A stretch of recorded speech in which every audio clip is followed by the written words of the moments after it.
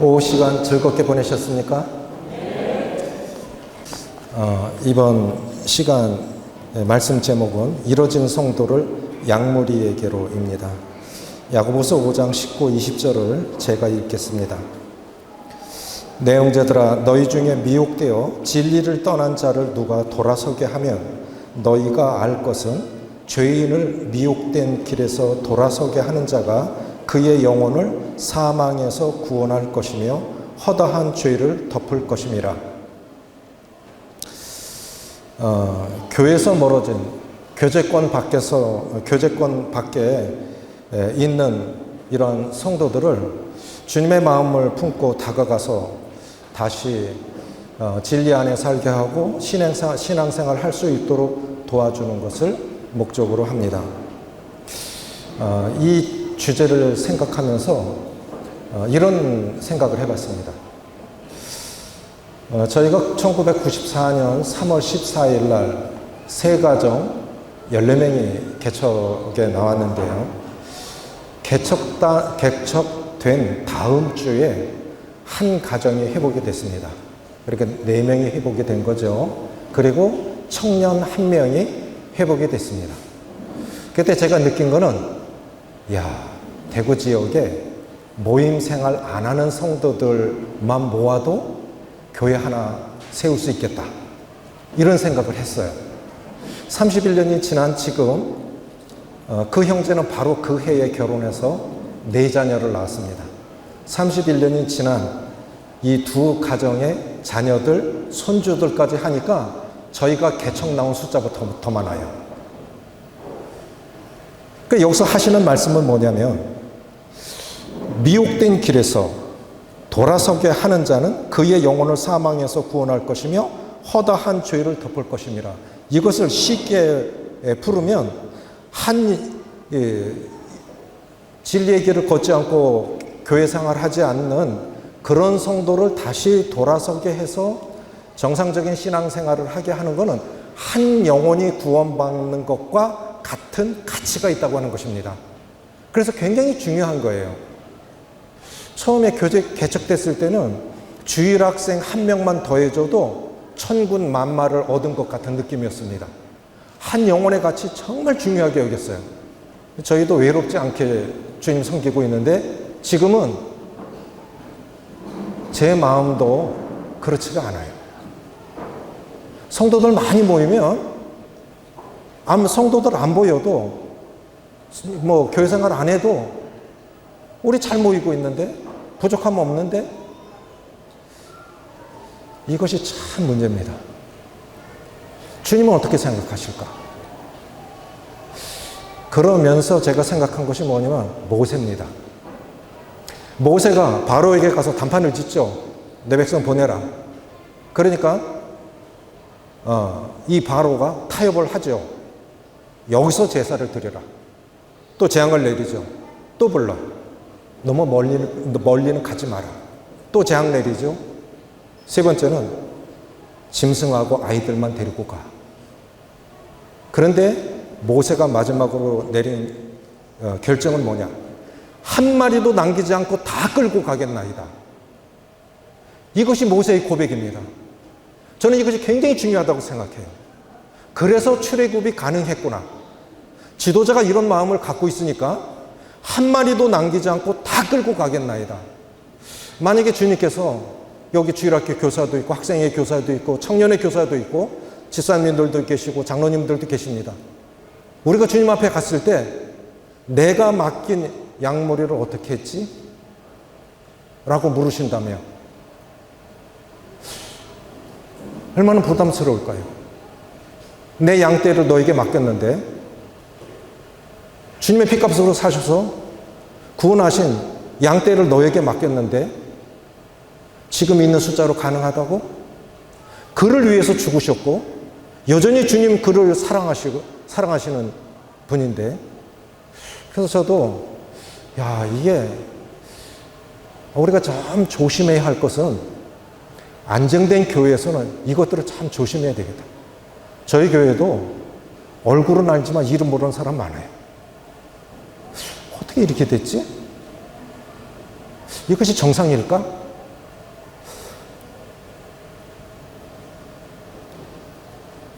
어떠한 이유로 해서 교회를 떠나 모임 생활을 하지 않는 성도들이 다시 진리의 길을 걷도록 하는 것, 이것이 우리가 이 시대에 해야 할 사명이라고 생각이 되집니다. 초대교회 당시에 유대교회에 있던 사람들이 기독교로 개종을 했다가 핍박이 오니까 다시 유대교로 돌아가든지 세상으로 돌아가든지 이단으로 빠진 사람들이 많았습니다. 지금 야고보서 5장 19, 20절은 그런 배경 속에서 하신 것입니다. 그러니까 그 시대나 이 시대나 사람 사는 원리는 바뀌지 않는 것 같아요. 이유는 많아요. 어떤 이유로든 그들이 교회를 떠났을 때, 특별히 코로나 시대를 거치면서 많은 사람들이 교회를 떠나서 가난한 성도로 살고 있습니다. 집계에 의하면 코로나 시대 거치면서 일반 교회는 교인 수가 30%가 줄었어요. 저는 이런 면에서 모임 참 자랑스럽다고 생각합니다. 뭐 줄어도 거의 안 줄었죠. 근데 일반 교인 수가 30%가 줄었는데 재정도 30%가 줄은 거예요. 코로나 시대에 제가 뉴스를 들었는데 순복음교회에서 1,800억짜리 땅을 내놨어요. 우리는 온라인으로 송금하잖아요. 거기는 사람이 안 오니까 헌금도 안 하는 거예요. 그러니까 적자가 온 거죠. 1,800억짜리 땅을 내놨다. 그런 거 생각하면 모임은 이런 면에서 굉장히 자부심이 있는 거죠. 저희 교회는 코로나 시대에 재정이 20% 늘었습니다. 그래서 우리 성도들 굉장히 자부심을 갖고 있어요. 이럴 수 있나? 가능한 거죠. 코로나하고 무슨 상관이 있어요? 못 모이게 온라인으로 드리면 되지. 온라인으로 모이면 되지. 헌금도 그렇게 하면 되지. 그런데 많은 경우 나 혼자 믿으면 되지. 그렇게 생각하는 성도들이 있을 수 있습니다. 특별히 교회 생활을 하지 않는 성도들이 그렇게 생각할 수는 있습니다. 짐 푸트먼이라는 분이 이런 말을 했는데요. 교회는 관계다. 진실한 관계 안에서 사랑을 배우지 않는다면 교회는 갈 수 있어도 교회는 될 수 없다. 동의하십니까? 진실한 사랑의 관계에서 주님을 배우지 않는다면 교회는 갈 수 있어도 교회는 될 수 없다. 결국 관계 속에서 성장하고 성숙하는 것입니다. 생명의 유일한 특징은 성장입니다. 성숙한 삶은 관계를 통해서 성숙해 간다고 믿습니다. 이루어진 성도들을 생각할 때 먼저 그들이 왜 교회를 떠났을까를 고민해 봅니다. 많은 원인들이 있습니다. 성도들이 교회를 떠나는 이유가 한두 가지가 아니죠. 몇 가지만 한번 살펴보려고 합니다. 한때는 뜨겁게 신앙생활을 했던 성도들이 교회를 떠난 이유는 무엇일까? 무엇이 그들이 사랑했던 교회를 떠나게 만들었을까? 교회를 떠난 이들이 갑작스럽게 교회를 떠나는 결단을 내린 것은 아니었을 것입니다. 그들은 왜 교회를 떠나게 됐을까? 어떤 경우는 감당할 수 없는 상처, 소외감, 고민 가운데 답을 찾지 못했기 때문에 교회를 떠났을 수도 있습니다. 더욱이 교회는 그들의 삶의 전부였기 때문에 그 결정은 더 아프고 힘들었을 것입니다. 교회를 떠나는 많은 이유들, 교회의 구조적인 문제, 리더십의 한계, 세상과의 소통 단절, 개인적인 신앙의 어려움, 여러 가지가 있겠지만 한 4가지만 한번 살펴보겠습니다. 첫 번째 뭐냐면 교회 내에서 발생하는 갈등과 상처들입니다. 우리가 연약하기 때문에 서로 상처를 주고받죠. 어느 분이 이런 말씀하셨어요. 좀 너무 노골적인데 교회는 싸우지만 않아도 부흥한다. 근데 이런 일들이 일어나는 거죠. 그런데 이 문제가 해결되지 않고 갈 때 결국은 상처를 받고 교회를 떠나게 됩니다. 그래서 우리가 교회 안에서 분쟁과 이런 어려움들이 일어날 때 내 일 아니니까 외면하고 그러면 연약하니까 너 다 상처 받고 살죠. 그런데 연약하니까 떠나가는 거예요. 그러니까 나 몰라라 할 때 그들은 더 큰 상처를 받습니다. 어느 분이 이런 말씀을 하셨어요. 프랜시스 셰퍼라고 하는 분인데, 그리스도인들이 진실한 마음으로 서로 사랑할 수 있다면 그것이 바로 교회의 표징이 될 것이다. 이제 뭐 교회 보면 교회 입구에 교회 간판이 있잖아요. 간판을 보면 여기 교회가 있구나. 여기가 교회구나. 그래서 세상 사람들이 보는 교회의 표징은 뭐냐? 저 사람들은 서로 사랑해. 하나님 믿는 사람들은 정말 서로 사랑해. 그것을 볼 수 있다면 그게 진짜 교회 표시라는 거예요. 우리가 연약하지만 서로 이 허물을 덮어주고 싸매주고 할 때 그것이 회복이 될 겁니다. 두 번째는 뭐냐면 현실의 삶과 교회 가르침 사이에서 오는 괴리 때문입니다. 계엄 선포되고 나서 서울 북부교회는 어려움 없었는가요? 저도 아주 곤욕을 치렀습니다. 성도들이 정치 이야기하면 쫙 끌려요. 절대로 정치 이야기하면 안 되겠지만 분명한 성경적인 기준은 갖고 있어야 됩니다. 이것이 없으면 성도들은 더 흔들립니다. 성경에서 말씀하시는 분명한 국가관, 또 이 정치관, 이런 분명한 기준들을, 성경에서 말씀하시는 분명한 기준들을 제시해 놓고 순종하고 안 하고는 본인의 책임이겠지만 분명한 기준을 갖고 있지 않으면 성도들 굉장히 어려움을 겪을 것이라고 생각이 돼요. 결국 그래서 한 가정이 떠나갔어요. 이게 우리는 이 교회가 세상에 살고 있잖아요, 교회가. 그런데 오늘날 교회 성도들이 겪는 어려움들, 뭐 실제적인 문제들, 뭐 부부 문제, 자녀 문제, 이런 많은 사회적 이슈, 현실적인 문제들, 이런 것들을 성경적인 답을 주지 않는다면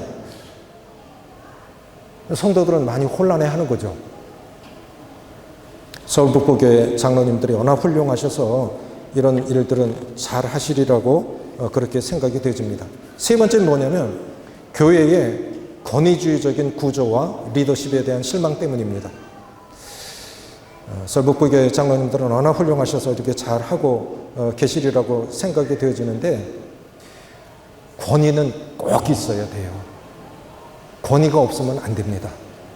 교사도 교사의 권위가 있어야 되고요. 부모님도 부모님의 권위가 있어야 돼요. 대통령은 대통령의 권위가 있어야 되고 장로님들은 장로님의 권위가 있어야 됩니다. 그런데 문제는 뭐냐면 권위주의적이면 안 되는 거죠. 권위주의적이면 안 되는 거죠. 그래서 성도들이 너무 권위적이다. 그러면 점점 교회에 실망을 느끼고 멀어져 간다고 그렇게 생각이 되집니다. 네 번째는 뭐냐면 교회가 비본질적인 전통과 관습을 고집할 때, 20년 전입니다. 어느 날, 옛날에는 이렇게 무릎 꿇고 예배를 드렸어요. 제가 한 20년 이상을 20년 넘었겠죠? 무릎을 꿇고 더 경건하게 드리려고 움직이지도 않고 예배 시간 내내 무릎을 다 꿇고 만찬 예배를 드리는데, 어느 날, 옛날에는 한 잔이었잖아요.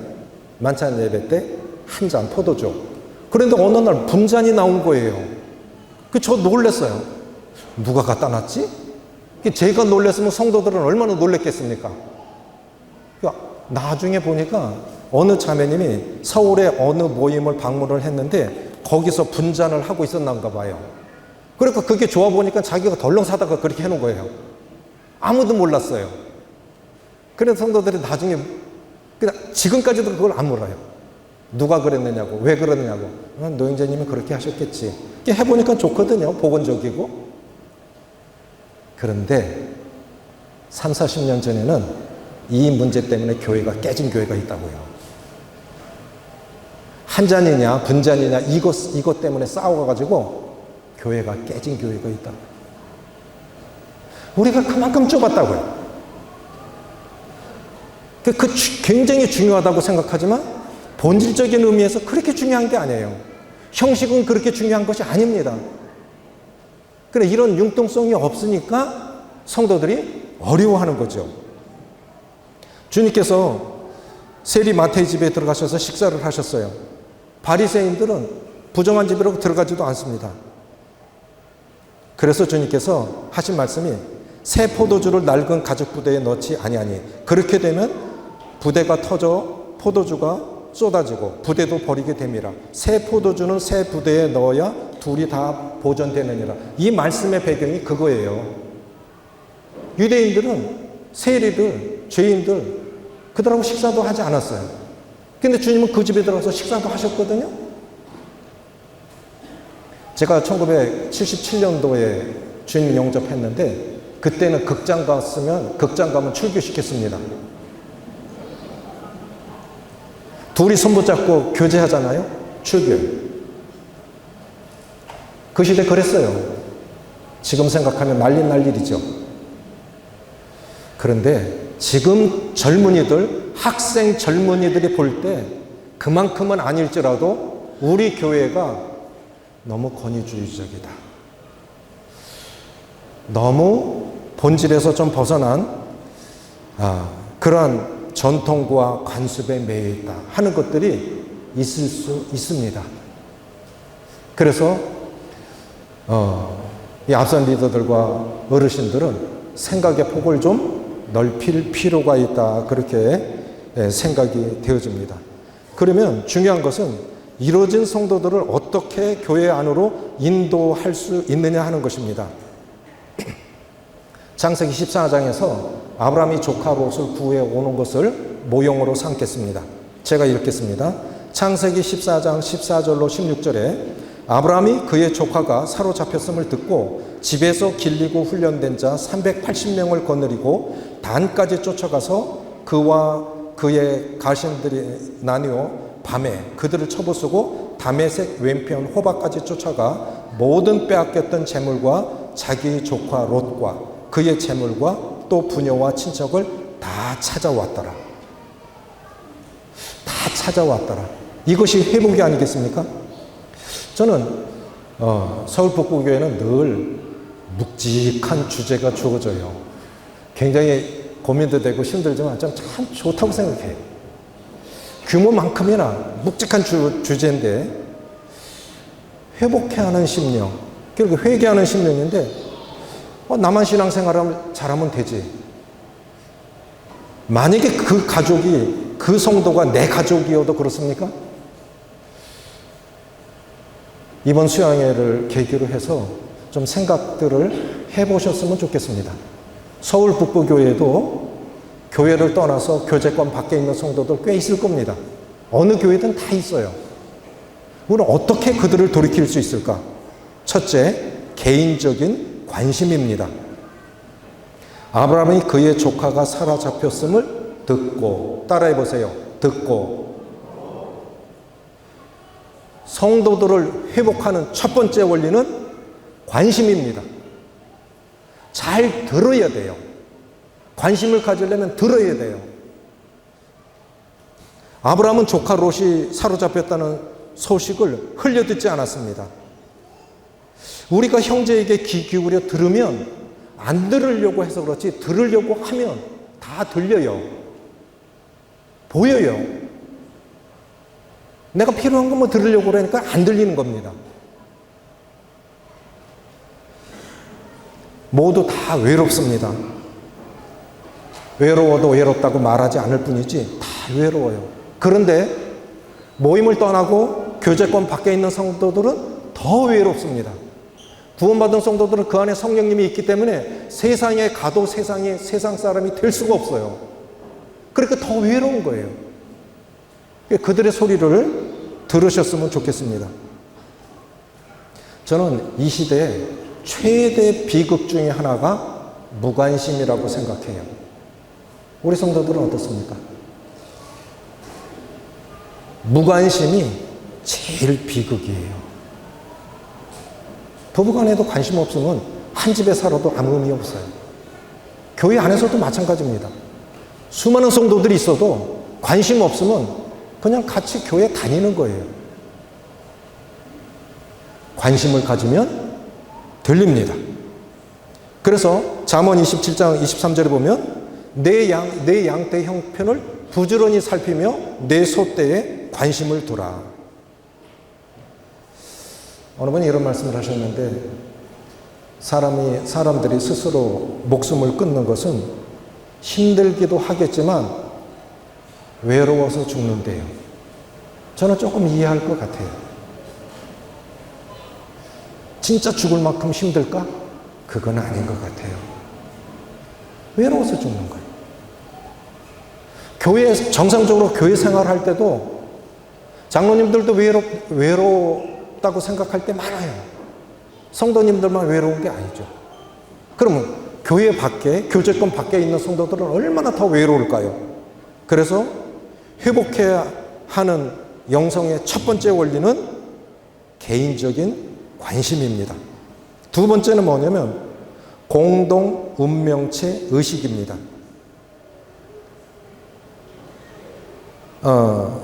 이렇게 얘기를 해요. 아브라함이 그의 조카가 사로잡혔음을 듣고 자기의 조카 롯과, 성경은 어떻게 말씀하고 계십니까? 자기 조카 롯, 그의 조카 롯. 비록 모임 생활을 안 하지만 남입니까? 아니잖아요. 저는 이렇게 기록한 말씀이 참 중요하다고 생각해요. 자기 롯과. 아브라함은 정말 할 말이 있어요. 연장자인데 좋은 땅. 제가 성지순례 가서 이스라엘 도토리를 갖고 왔거든요. 우리 상수리는 이렇게 동그랗잖아요. 도토리가 동그랗잖아요. 조금 길쭉한 것도 있는데 우리 도토리 동그라요. 근데 이스라엘 도토리는요, 길쭉한데 굉장히 커요. 그런데 애굽에 내려왔다 올라왔을 때 둘 다 양떼가 너무 많고 초장은 적고 함께 있을 수가 없습니다. 둘 중에 하나 떠나야 돼요. 그러면 연장자가 먼저 선택을 하는 것이 맞지요. 상식이지요. 그런데 아브라함이 어떻게 하면 네가 먼저 선택해. 네가 이쪽 선택하면 난 저쪽 갈게. 그 롯이 먼저 좋은 땅을 선택했어요. 아브라함이 간 곳은 어디죠?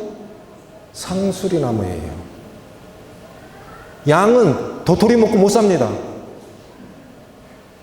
제가 이스라엘 가갖고 도토리 보면서 와, 이건 참 쉬운 결단이 아니었구나. 쉬운 결단이 아니었구나. 좋은 것을 조카에게 양보했다고요. 그런데 그 길로 계속 가면 소돔성 나와요. 결국 사로잡혀 간 거예요. 근데 떠나갔다고 이거 난 할 만큼 했어. 할 만큼 했어. 그렇게 말하지 않고 그의 조카, 자기 조카 이렇게 말씀하고 있지 않습니까? 비록 모임생활 못하고 교조권 밖에 있다 할지라도 그들이 남입니까? 성령께서 우리 마음에 부담을 주셔서 내 영적인 가족으로 그렇게 생각하셨으면 좋겠습니다.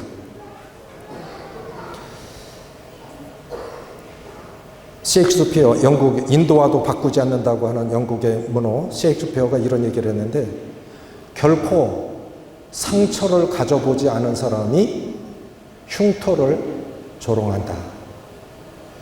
이게 뭐냐면 나도 넘어져 본 사람이 잘한 거는 아니지만 이것도 이해하고 저것도 이해해요. 실패해 본 사람이 실패한 사람을 이해하는 거죠. 힘들었을 거야.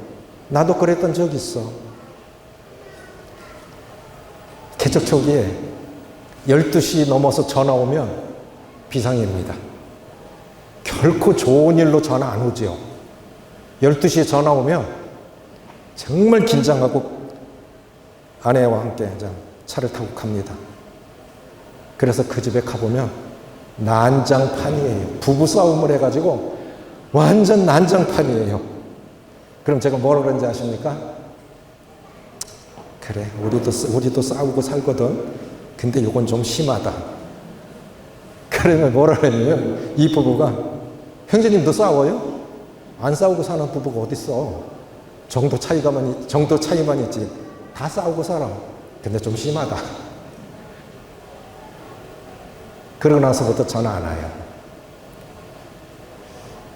우리 다 부족이 있지 않습니까? 그러니까 다가오는 거예요.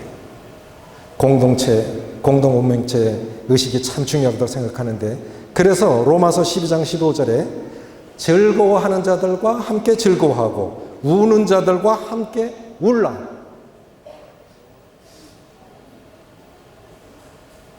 어쩌면 그들의 교회는 그들의 삶의 전부였기 때문에 굉장히 외로워하고 힘들어 할 수 있는 그들 속으로 한번 들어가 보십시오. 자, 회복해야 하는 영성. 첫 번째 원리는 뭐라고요? 개인적인 관심입니다. 그런데 그분들이 돌아오지 못하는 가장 중요한 이유 중에 하나는 저는 이렇게 생각해요. 영적으로 이끌어 줄 사람이 없어요. 아무도 자기에게 관심 가져주지 않고 전화 한 통화 없어요. 기다리고 있어요. 내가 비록 이렇게 고집은 부리고 있지만 누군가 좀 와줬으면 좋겠다. 그럼 못 이기는 척하고 갈 텐데 전화도 없고 관심도 없고 안 오는 거예요. 그러니까 점점 더 못 오는 겁니다. 개인적인 관심, 회복해야 하는 영성. 첫 번째 원리, 개인적인 관심. 두 번째는 공동 운명체 의식입니다. 세 번째는 뭐냐면 영적인 훈련입니다. 아브라함이 그의 조카가 사로잡혔음을 듣고 집에서 길리고 훈련된 자 318명을 거느리고 밤에 단까지 쫓아가서 다 찾아왔더라. 그럼 아무나 가도 되냐? 이거는 정말 조심해야 돼요. 왜냐? 일단 진리 안에 있지 않는 성도들, 교제권 밖에 있는 성도들 신앙이 건강하지 않습니다. 그래서 건강한 사람이 찾아가야 돼요. 그분들 마음 가운데 쓴뿌리가 나서 불평, 불만, 교회에 대한 욕하고 리더십에 대해서 도전하고 상처받은 사람들, 상처를 준 사람들 이렇게 막 비난하고 그러면 자기도 이 불평, 불만은 전염성이 강합니다. 그래서 내가 건강하지 않으면 나도 감염될 수 있어요. 그래서 그런 일에 있어서, 회복해야 하는 일에 있어서 내가 영적으로 강해야 돼요. 물론 사랑의 마음으로 다가가야 되지만 강해야 됩니다. 집에서 길리고 연습한 자, 이 훈련된 사람이 이 일을 할 수 있으리라고 그렇게 생각이 되어집니다. 네 번째는 헌신된 마음입니다. 이것이 가장 중요한 것 같아요. 저 보세요. 불난 집에 누군가 아직 있어요. 구해내야 되죠. 구해달라고 소리도 지르고 손짓도 해요. 그럼 누구라도 가서 구해내야 될 거 아닙니까? 저는 한국 사회가 좀 먹고 살만해서 그런지요. 저는 대한민국 정말 자랑스럽게 생각합니다. 카페, 휴대폰, 노트북 놔두고 와도 가져가는 사람 아무도 없죠. 길거리에 가방 놔둬도 가지고 가는 사람 아무도 없어요. 그리고요, 차가 가다가 뒤집혔어요. 서로 먼저 뛰어가가지고 사람 구해내요. 정말 한국은 많이 이렇게 의식이 바뀌었다고 생각이 되지는데, 선진국과 후진국의 차이가 뭐냐면 먹고 사는 거는 큰 차이 없습니다. 투자의 귀재 워런 버핏이 대구를 다녀갔어요. 포철이 포항에 있잖아요. 포철 굉장히 많은 주식을 워런 버핏이 갖고 있는데 대구 다녀서 포철을 갔단 말이죠.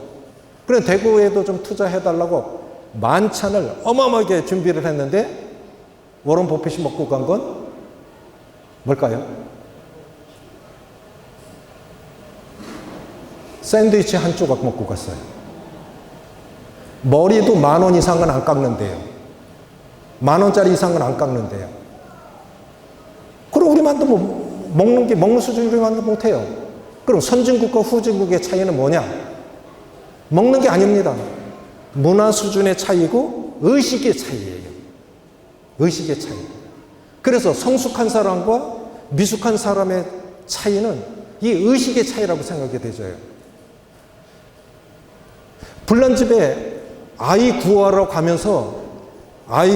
들어가면서 화상 입을 각오도 안 하고 들어가겠습니까?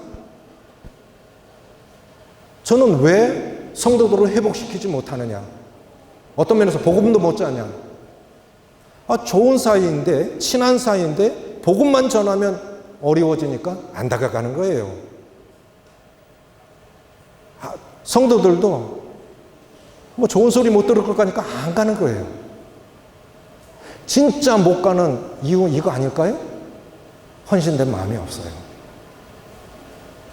내가 손해볼 각오, 상처받을 각오, 이런 것을 안 하는 것이죠. 위험 부담을 감수하지 않으려는 마음, 이것이 회복되어야 할 마음이 아니겠습니까? 저는 이렇게 생각해요. 부담도 사명이라고 생각합니다. 아멘이십니까? 이 수양의 기간 중에 한번 기도해 보십시오. 서울 북부교 성도님들 연륜이 깊기 때문에, 오랜 세월 주님을 섬기셨기 때문에 함께 하다가 모임을 떠나간 성도들 기억하고 계실 거예요. 마음의 부담이 되신다면 수양회 끝나고 나서 전화 한 통이라도 하십시오. 밥 한번 먹자. 얼굴 한번 보자. 보고 싶다. 부담을 갖고 한번 찾아가십시오. 교회 생활 진리를 떠나서 교회 밖에서, 교제권 밖에서 외롭게 그렇게 살아가는 성도들이 회복받아서 기쁘고 복되게 주님 섬겨가는 것은 한 영혼이 구원받는 것과 같은 가치가 있다 라는 것이 오늘의 말씀의 핵심입니다. 기도하시겠습니다. 아버지 하나님, 누군가 이끌어주지 않았다면 우리가 복음을 들을 수 있었을까요? 어쩌면 복음을 거역하고 거절하고 완고하게 그렇게 버티던 저희들 인내함으로, 기도함으로 기다려주고 주의 성령의 역사가 이루어질 때까지 기도해주고 격려해준 분들이 있어서 여기까지 온 것이 아닐까요? 우리 자신이 오늘 이 자리에 은혜의 하나님을 노래하며 찬양하며 살아갈 수 있도록 우리를 붙들어주고 격려해준 앞선 일꾼들, 주의 성도들, 가족들, 그들을 기억하며 이제 교회 밖에서, 교제권 밖에서 외로이 고독하게 구원받았지만 세상 사람들과 똑같이 그렇게 살아가는 우리 성도들 이름이 기억나는 대로 수양회가 끝난 다음에 감동을 주셔서 또 성령께서 그들의 마음도 감동시켜 주셔서 회복해 하시는 은혜가 임할 수 있도록 도와주시옵소서. 우리 주 예수님의 이름으로 감사하며 기도합나이다. 아멘.